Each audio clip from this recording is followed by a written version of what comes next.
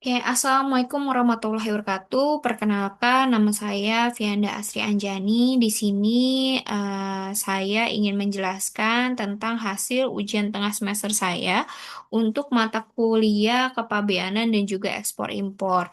Nah, di sini saya akan membahas tentang suatu prosedur ekspor, yaitu kita akan membahas tentang prosedur ekspor furnitur kayu Jepara ke Amerika Serikat. Nah, ini adalah struktur presentasi saya, di mana ada pendahuluan, tahap awal, produksi dan pengendalian kualitas, terus dokumen utama ekspor, sertifikasi, legalitas, proses custom, kategori barang, penanganan masalah, kemudian solusi strategi menghadapi delay pengiriman, fasilitas kepabeanan. Kemudian ada pusat logistik berikat dan keuntungannya, dan yang ke-13 adalah kesimpulan dan strategis sukses ekspor. Oke, di sini yang pertama adalah industri mebel Jepara sendiri memiliki potensi global yang sangat luar biasa, di mana mereka memiliki transaksi sebesar 781 miliar di IFX tahun 2026. Nah, peran UMKM dan perusahaan besar sangat vital bagi ekonomi lokal, terutama dalam memanfaatkan penguatan dolar Amerika Serikat. Nah, produk unggulan yang sering kita ekspor itu bisa meliputi kursi, meja, lemari, ukir yang tetap menjadi primadona utama di pasar internasional yang saat ini sangat kompetitif. Nah, apa sih tahapan awal ekspor itu? Pertama, ketika kita mau memulai ekspor, kita itu harus punya purchase order dan juga kontrak dagang. Nah, di mana pertama untuk purchase order sendiri kita harus melakukan penerimaan pesanan. Di mana penerimaan pesanan ini prosesnya dimulai dari pesanan munculnya pemesanan dari pembeli di Amerika Serikat yang mencakup spesifikasi detail furnitur yang diinginkan. Yang kedua, detail dari purchase ordernya sendiri. Nah, di sini kalau detail dari purchase ordernya sendiri kan ada krusial ya, contohnya kayak pengen nama itemnya apa, kemudian juga kuantitinya berapa, menggunakan bahan apa, dan segala macamnya sesuai dengan spesifikasi yang ditentukan. Nah, untuk langkah selanjutnya adalah kita membuat sales kontrak, di mana sales kontrak penjualan ini merupakan suatu kesepakatan Incoterm internasional seperti FOB atau CIF untuk kejelasan tanggung jawab yang lebih kompeten lagi. Nah, kemudian yang terakhir adalah metode pembayaran, di mana di sini kita menentukan sistem pembayaran internasional yang aman bagi kita sebagai eksportir dan juga importir melalui Incoterm, LC atau transfer. Nah, selanjutnya ketika semua proses itu sudah selesai ataupun ada DP, kita lanjut nih untuk produksi. Nah, di sini ada produksi dan quality control.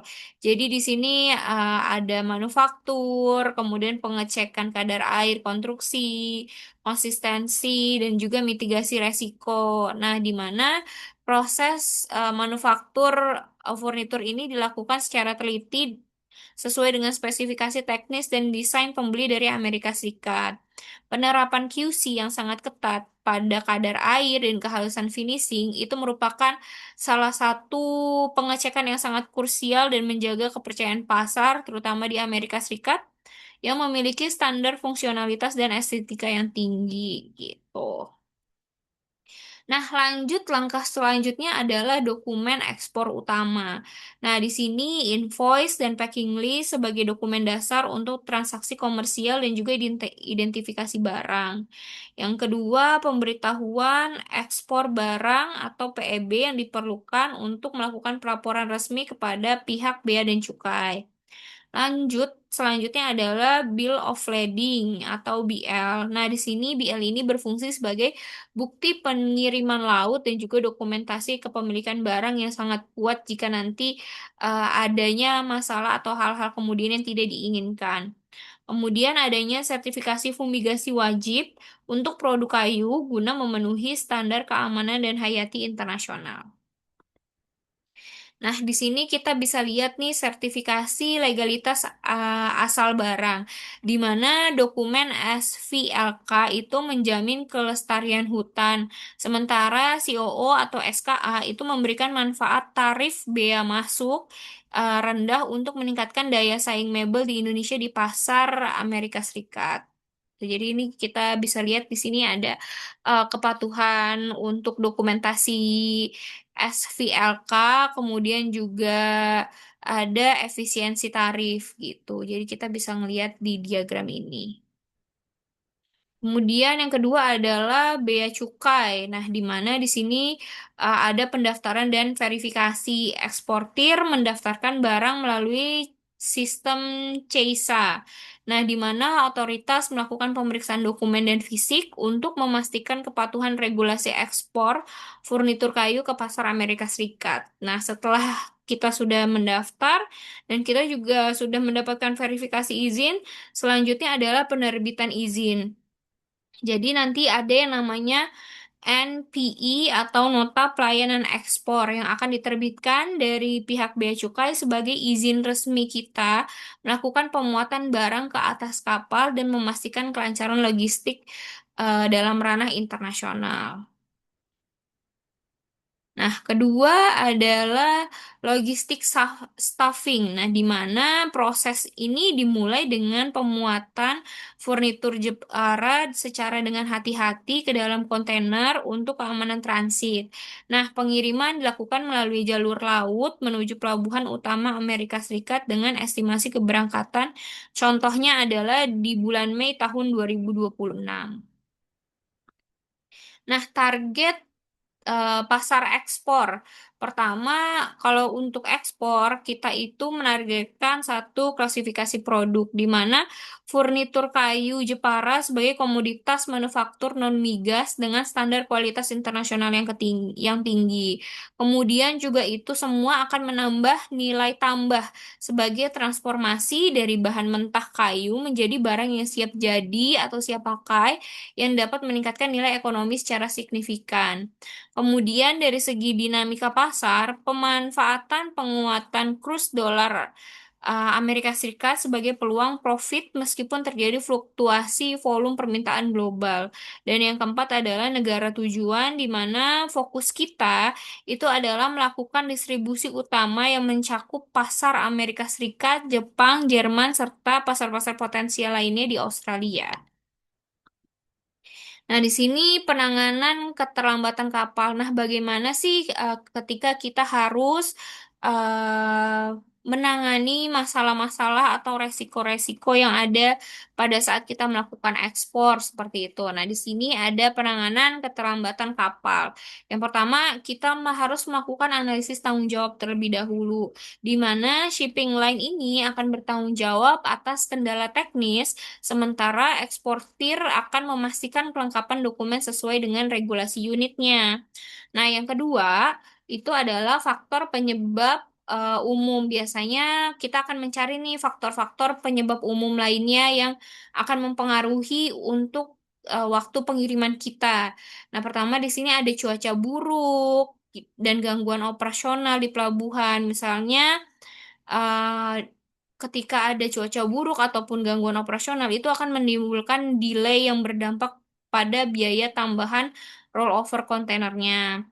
Kemudian ada mitigasi biaya kontrak. Nah, di sini identifikasi penanggung rugi harus tertulis jelas di dalam kontrak dagang atau sales kontrak kita untuk meminimalisasi resiko gangguan dari rantai pasok global.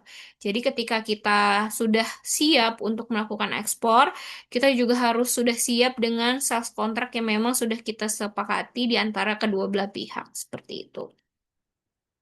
Nah, bagaimana cara kita mengatasi solusi ketika misalnya ada delay atau hal-hal lain semacamnya gitu kan? Nah, di sini ada komunikasi kita. Jadi kita itu harus komunikasi aktif dan juga transparan kepada pembeli karena hal itu merupakan salah satu faktor yang sangat krusial nih dalam menjaga kepercayaan saat terjadi keterlambatan kapal di jalur logistik Amerika Serikat. Jadi di sini untuk buffer time-nya itu sekitar 3 sampai 7 hari dengan prosedur itu adanya rebooking. Kalau misalnya kita terlambat atau delay seperti itu. Nah, kemudian di sini apa aja sih fasilitas kepabeanan yang bisa kita manfaatkan? Nah, di sini ada fasilitas KITE yang memberikan kebebasan bea masuk untuk bahan baku impor bagi eksportir furnitur Jepara. Nah, operasional di kawasan berikat menawarkan efisiensi pajak dan logistik yang signifikan. Sinergi kedua fasilitas ini meningkatkan daya saing harga produk kita, furnitur di pasar internasional secara efektif guna mendukung pertumbuhan industri kayu nasional. Nah, di sini pusat logistik berikat. Nah, kenapa sih kita itu perlu adanya pusat logistik berikat? Nah, di sini pertama fungsi pusat logistik berikat ini adanya efisiensi biaya. Jadi penggunaan PLB untuk efisiensi biaya penyimpanan secara signifikan bagi eksportir furnitur kayu. Yang kedua adalah fasilitas pajak, di mana penyimpanan barang dalam jangka waktu yang lebih lama dengan fasilitas penangguhan pajak dan bea masuk impor. Itu biasanya dia jauh lebih rendah. Kemudian ada arus kas yang sehat. Jadi pusat logistik berikat juga mendukung manajemen arus kas perusahaan menjadi lebih sehat melalui fleksibilitas operasional yang tinggi. Dan yang terakhir adalah distribusi fleksibel, di mana fleksibilitas distribusi untuk memenuhi permintaan pasar Amerika Serikat secara tepat waktu dan juga efisien.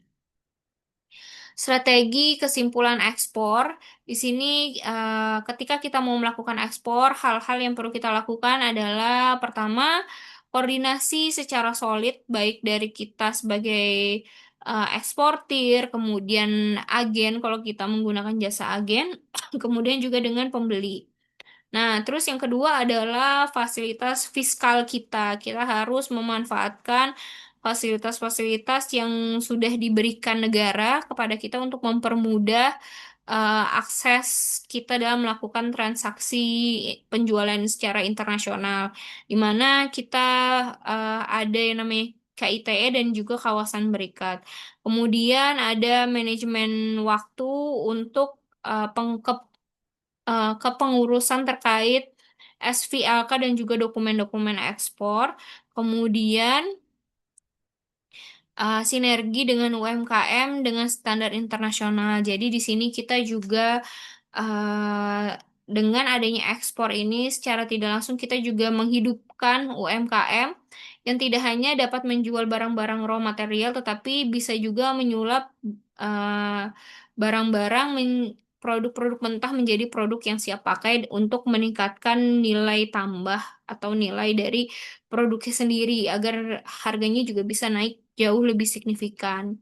Jadi, dengan menggabungkan koordinasi elemen untuk efisiensi biaya dan juga reputasi global yang disiplin, keberhasilan ekspor furnitur sangat bergantung pada sinergi seluruh pihak untuk memastikan produk lokal mampu memenuhi standar yang ketat dari pasar Amerika Serikat secara berkelanjutan. Jadi, adanya efisiensi biaya logistik dan juga patuh terhadap regulasi global supaya seluruh proses ekspor kita ini berjalan dengan lancar dan juga mendapatkan kepercayaan dari pembeli, sehingga pembeli tidak ragu lagi untuk melakukan impor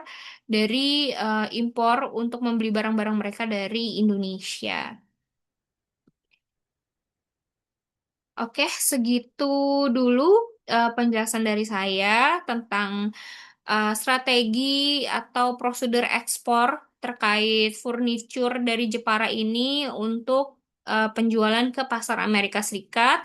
Semoga bermanfaat dan semoga bermanfaat dan juga semoga dapat membantu teman-teman yang ingin mengetahui seperti apa sih proses atau prosedur ekspor terkait dengan penjualan furnitur kayu Jepara ini ke Amerika Serikat. Oke, segitu dari saya. Kurang lebihnya mohon maaf. Wassalamualaikum warahmatullahi wabarakatuh.